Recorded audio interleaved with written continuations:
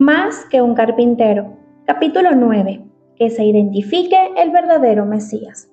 Jesús tuvo varias credenciales para apoyar sus declaraciones de que Él era el Mesías, el Hijo de Dios. En este capítulo quiero citar una credencial frecuentemente pasada por alto, una de las más profundas, el cumplimiento de la profecía en su vida. Una vez tras otra, Jesús apeló a las profecías del Antiguo Testamento para validar sus afirmaciones como el Mesías.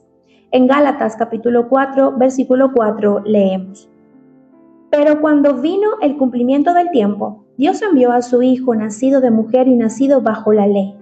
Aquí tenemos una referencia a las profecías cumplidas en Jesucristo.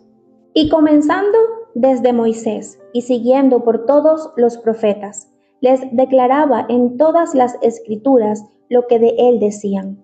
Lucas capítulo 24, versículo 27. Y les dijo: Estas son las palabras que os hablé, estando aún con vosotros, que era necesario que se cumpliese todo lo que está escrito de mí en la ley de Moisés, en los profetas y en los salmos. Lucas capítulo 24, versículo 44. Él les dijo: Porque si creyeseis a Moisés, me creeríais a mí, porque de mí escribió él. Juan capítulo 5, versículo 46. También dijo: Abraham, vuestro padre, se gozó de que había de ver mi día. Juan capítulo 8, versículo 56. Los apóstoles, los escritores del Nuevo Testamento, etc., constantemente se referían a la profecía cumplida para demostrar sus afirmaciones de que Jesús era el Hijo de Dios, el Salvador, el Mesías. Pero Dios ha cumplido así lo que había antes anunciado por boca de todos sus profetas: Jesucristo había de padecer. Hechos capítulo 3, versículo 18.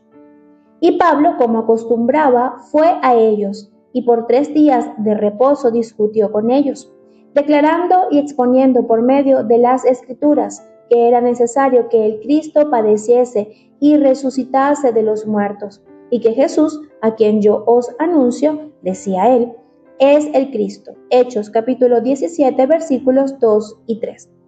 Porque primeramente os he enseñado lo que asimismo recibí, que Cristo murió por vuestros pecados, conforme a las Escrituras, y que fue sepultado, y que resucitó al tercer día, conforme a las Escrituras. Primera de Corintios capítulo 15, versículos 3 y 4. En el Antiguo Testamento hay 60 profecías mesiánicas principales y aproximadamente 270 ramificaciones que se cumplieron en una persona, Jesucristo. Es útil ver todas estas predicciones que se cumplieron en Cristo como sus señales. Probablemente usted nunca se ha dado cuenta de la importancia que los detalles de su nombre y de su dirección tienen. Y sin embargo, estos detalles son los que le diferencian de los 4.000 millones de personas que habitamos en este planeta. Una dirección en la historia. Aún con mayor detalle, Dios escribió una dirección en la historia para distinguir a su Hijo, el Mesías, el Salvador de la humanidad, de cualquier persona que haya vivido en la historia, en el pasado, en el presente y el futuro. Las especificaciones de esta dirección pueden encontrarse en el Antiguo Testamento, un documento que fue escrito en un periodo de más de 1000 años, el cual contiene más de 300 referencias de la venida de Jesús. Usando la ciencia de las probabilidades, hallamos que la probabilidad de que se cumplan 48 de estas profecías en una persona es de 1 en 10. 10 elevado a la potencia 157. La tarea de igualar la dirección de Dios con la de un hombre es mucho más compleja por la sencilla razón de que todas las profecías acerca del Mesías fueron dadas por lo menos 400 años antes que él apareciera. Algunos podrían discrepar y decir que estas profecías fueron escritas después del tiempo de Cristo y fraguardarlas de modo que coincidieran con su vida. Esto bien podría ser factible hasta que descubramos que la versión de las 70 y traducción griega del Antiguo Testamento hebreo fue traducida entre el año 150 y el 200 a.C. Esta traducción al griego muestra que hubo por lo menos un lapso de 200 años entre el tiempo en que se escribieron las profecías y su cumplimiento en Cristo. Indiscutiblemente, Dios estaba escribiendo una dirección en la historia que solo se podría cumplir en el Mesías. Ha habido aproximadamente unos 40 hombres que han reclamado ser el Mesías judío. Sin embargo, solo uno, Jesucristo, citó las profecías cumplidas para corroborar sus afirmaciones y solamente sus credenciales respaldaron esas afirmaciones. ¿Cuáles fueron algunos de estos detalles y qué acontecimientos debían proceder y coincidir con la aparición del Hijo de Dios? Para empezar, necesitamos acudir a Génesis capítulo 3, versículo 15, donde encontramos la primera profecía mesiánica. En toda la escritura, solo un hombre nació de la simiente de una mujer. Todos los demás nacieron de la simiente de un hombre. La simiente se refiere a uno que habría de venir al mundo para deshacer las obras del diablo, herirlo en la cabeza. En Génesis capítulo 9 y 10, Dios delimitó la dirección aún más. Noé tuvo 3 hijos, Sem, Cam y Jafet. Todas las naciones que hoy existen en el mundo provienen de estos 3 hombres. En esta declaración Dios eliminó 2/3 de las naciones de la línea del Mesías. El Mesías vendría por la línea de Sem. Luego, pasando al año 2000 a.C., hallamos que Dios llamó a un hombre llamado Abraham para que saliera de Ur de los Caldeos. Con Abraham, Dios se hizo aún más específico, al declarar que el Mesías sería uno de sus descendientes. Todas las familias de la tierra serían bendecidas por medio de Abraham. Cuando Abraham llegó a ser padre de 2 hijos, Isaac e Ismael, muchos de los descendientes de Abraham fueron descartados cuando Dios seleccionó al segundo de los hijos de Abraham, Isaac. Isaac tuvo 2 hijos, Jacob y Esaú, y Dios escogió el linaje de Jacob.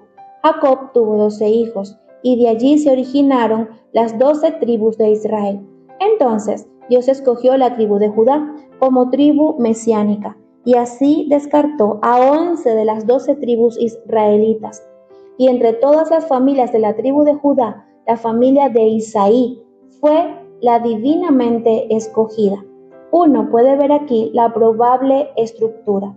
Isaí tuvo 8 hijos, y en 2 de Samuel, capítulo 7, versículos del 12 al 16, y en Jeremías, capítulo 23, versículo 5, la Biblia dice cómo Dios excluyó a las 7/8 partes de la estirpe familiar de Isaí.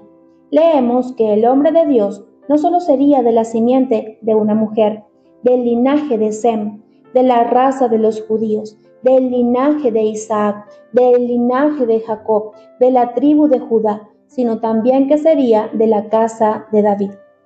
Una profecía que data del año 1012 a.C., también predice que las manos y los pies de este hombre serían horadados, es decir, él sería crucificado. Esta descripción fue escrita unos 800 años antes que los romanos emplearan este castigo. En Isaías capítulo 7, versículo 14, se predice que nacería de una virgen, un nacimiento natural de una concepción sobrenatural, un criterio más allá de la probabilidad humana para planearlo o controlarlo. Varias profecías que se registran en Isaías y en los Salmos describen el ambiente social que el hombre de Dios encontraría y la respuesta que recibiría. Su propio pueblo, el pueblo judío, lo rechazaría y los gentiles creerían en él. Habría un precursor. Isaías capítulo 40, versículo 3, Malaquías capítulo 3, versículo 1, que sería una voz en el desierto. Prepararía el camino delante del Señor. Este fue Juan el Bautista. 30 piezas de plata. Nótese también las 7 ramificaciones de una profecía, que van precisando cada vez más el drama. Dios indica que el Mesías, 1, sería traicionado, 2, por un amigo, 3, que sería vendido por 30 piezas, 4, de plata, 5, que serían arrojadas al suelo, 6, del templo, y 7, que se invertirían en la compra del campo del alfarero. En Miqueas, capítulo 5, versículo 2, Dios elimina todas las ciudades del mundo y selecciona a Belén, una ciudadela con menos de 1000 habitantes, como el sitio del nacimiento del Mesías. Después, en una serie de profecías, Dios incluso define el tiempo general en que llamará al Hijo del Hombre. Por ejemplo, en Malaquías capítulo 3, versículo 1 y en otros 4 versículos del Antiguo Testamento, se indica que el Mesías vendría mientras todavía estuviera el templo de Jerusalén. Esto es de gran significado cuando comprendemos que el templo fue destruido en el año 70 antes de Cristo y desde entonces no ha sido reconstruido. Así que fueron predichos el linaje preciso, el lugar, el tiempo y el modo como había de nacer, las reacciones del pueblo, la traición y cómo moriría. Estos son solo una breve selección de los muchísimos y variados detalles que constituyen la dirección que Dios ha dado para identificar a su Hijo, el Mesías, el Salvador del mundo. Objeción. Tales profecías se cumplieron por coincidencia. Un crítico podría argumentar, ¿por qué no podríamos decir que algunas de estas profecías se cumplieron en Kennedy, en Luther King, en Nasser, etcétera? Sí, uno podría posiblemente hallar que una o dos de estas profecías se cumplen en otros hombres, pero no todas las 60 profecías principales, ni las 270 que se derivan de ellas. En efecto, si usted puede encontrar a alguien que no sea Jesús, sea que esté vivo o muerto, en quien se cumplan solo la mitad de las predicciones concernientes al Mesías, las cuales pueden estudiarse en la obra El Mesías en ambos testamentos, por Fred John Meldau, la organización Christian Victory Publishing Company de Denver, Colorado, Estados Unidos de Norteamérica, está dispuesta a darle una recompensa de $1000. H. Harold Hatzler, de la Afiliación Científica Americana, en el prefacio de un libro de Peter W. Stoner, escribe: el manuscrito de la obra La ciencia habla ha sido cuidadosamente revisado por un comité de miembros de la Afiliación Científica Americana y por el Consejo Ejecutivo del mismo grupo, y en general se ha encontrado que es fidedigno y exacto con respecto al material científico allí presentado. El análisis matemático que allí se incluye se basa en principios de probabilidad que son completamente dignos de crédito, y el profesor Stoner ha aplicado estos principios de un modo adecuado y convincente.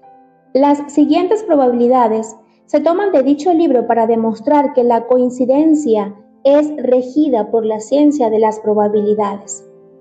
Stoner dice que usando la ciencia moderna de las probabilidades con referencia a 8 profecías, encontramos que la posibilidad de que en un hombre de los que han vivido hasta ahora se cumplieran las 8 profecías sería de 1 en 100.000 billones.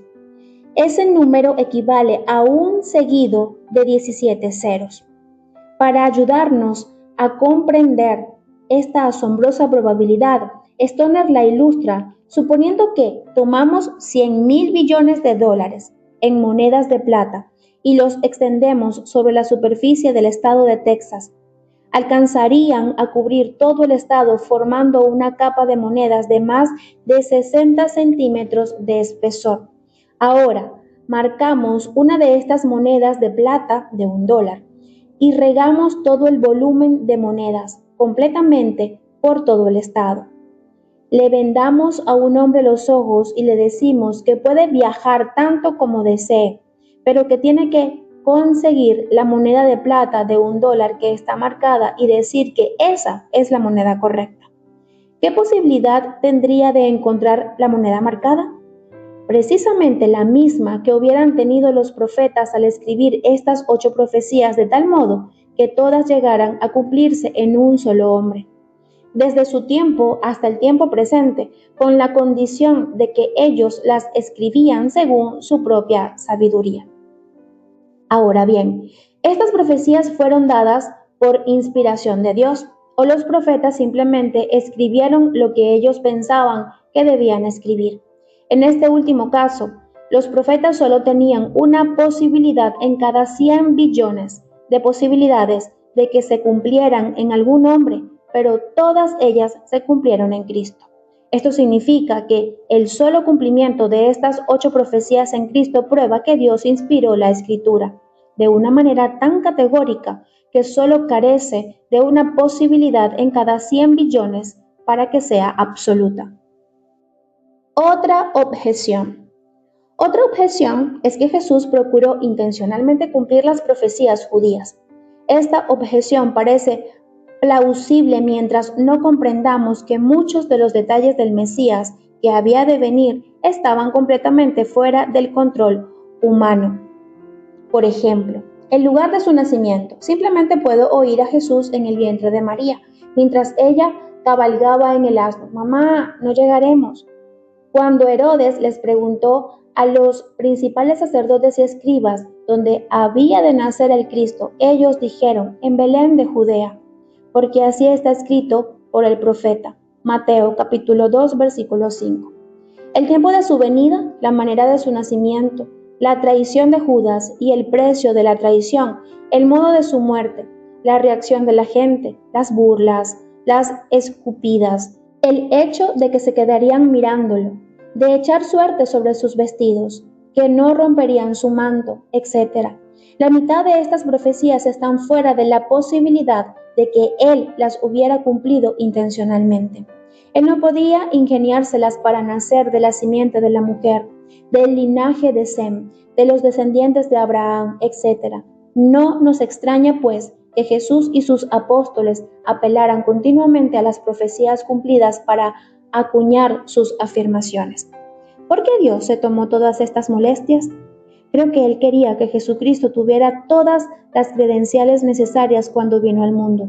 No obstante, lo más fascinante con respecto a Jesucristo es que Él vino para transformar vidas. Solo Él probó que eran exactas las centenas de profecías del Antiguo Testamento que anunciaban su venida. Solo Él puede cumplir la mayor de todas las profecías para los que le aceptan. La promesa de una vida nueva. Os daré corazón nuevo y pondré espíritu nuevo dentro de vosotros. De modo que si alguno está en Cristo, nueva criatura es. Las cosas viejas pasaron, he aquí todas son hechas nuevas.